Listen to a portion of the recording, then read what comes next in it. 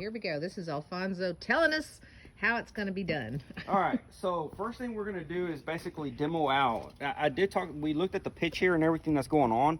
And so the best thing to do is basically get in here and rip out from that actual line right there, because it's gonna help us with this overall pitch over here. So we would actually start, initially I had said to rip from here out that way, just because that's what he was wanting. But after talking to him, he was like, it's better off for us to get over here, rip that out as well. And then that's gonna help us really get in here and control what's going on with this pitch.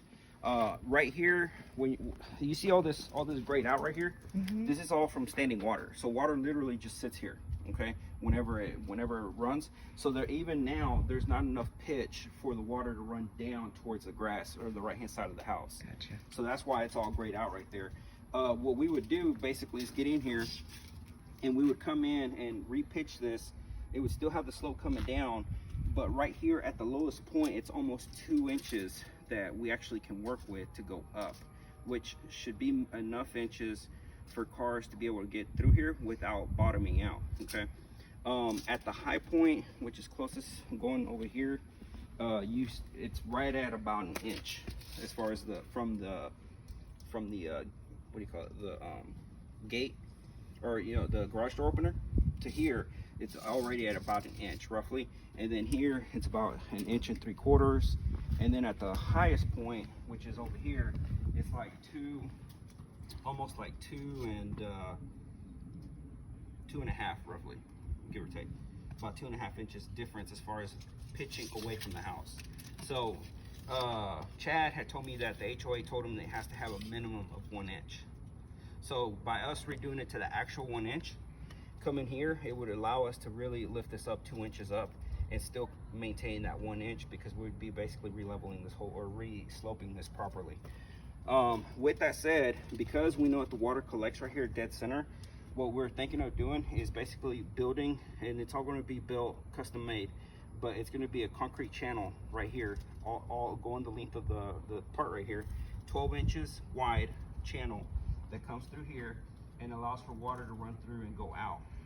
The channel, because it would be made out of concrete, the concrete itself that we'd be using to pour the driveway, it would be formed for it. Does that make sense? And then what would happen is that we would install a 12-inch grate, removable grates. They're 4 foot long, 12 inches wide, either galvanized or black, depending on what Chad is wanting. We would come in and install those guys through here, and that way any water that comes off this way would be captured in that 12-inch grate. A regular system with the regular like Home Depot channels and stuff like that they sell, that are usually 6 to 8 inches wide and about 4 inches deep, some of them are 5 inches deep, will capture about 80 gallons per minute. So a channel 12 inches wide, 5 inches deep is probably going to capture about 120 gallons per minute. So it's going to capture quite a bit of water. So whatever water is coming down this way, if that's the worry, it'll capture it for sure. Okay.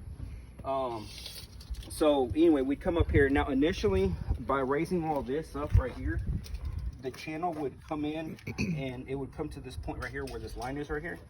And then from here, initially I had told him we were going to probably have to build some kind of ramp, but I talked to my concrete guy and what he recommended, and what I'm going to recommend, one of the adjustments, is basically we rip this whole thing out right here, the sidewalk completely out, because it's all falling apart anyway over here. So we rip these guys out, and then what we do is we re-pour at this level here, because the HOA's concern is water not going back in the house. So we would come up to the same level right here. It's a 2.5 inch difference right now as it stands.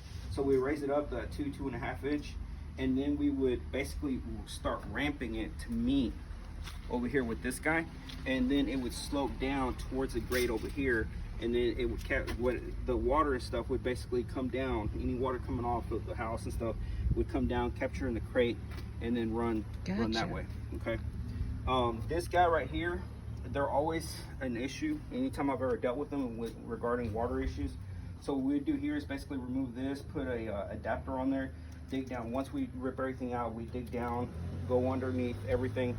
The road base we're going to install, come out over here, run it out underneath the grate. And by underneath the grate, I mean like underneath the actual concrete and road base. So it's going to go down.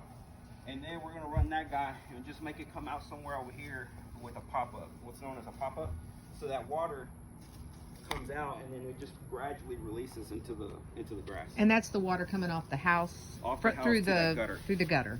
Okay. Correct. Because those gutters typically will cause a lot of the issues that we're seeing here. Okay. It's going to be caused by that gutter. So doing those two things alone, and then the only thing you're having to really worry about is just like rainwater off trees and the actual rainwater coming down. So. Okay. Okay. What else? And that's really the biggest thing as far as that goes. So I think that's the biggest change that I initially had discussed with him is we were only initially going to rip this out, but we're actually need to rip it out to there.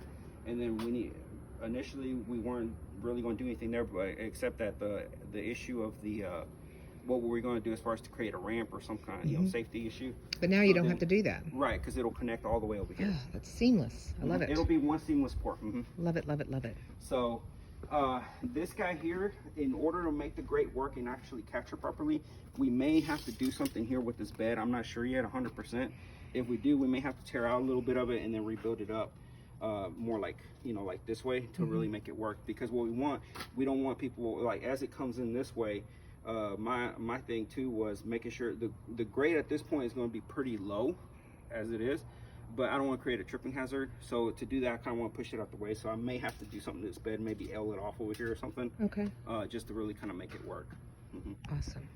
So, but yeah, that's really about it. So the new measurements and everything I took is basically redoing this. I'm actually going to go and do a design for him. Just a real quick thing as far as like what it will potentially look like. And then that should pretty much solve all the issues as far as the scraping and all that stuff goes with the cars.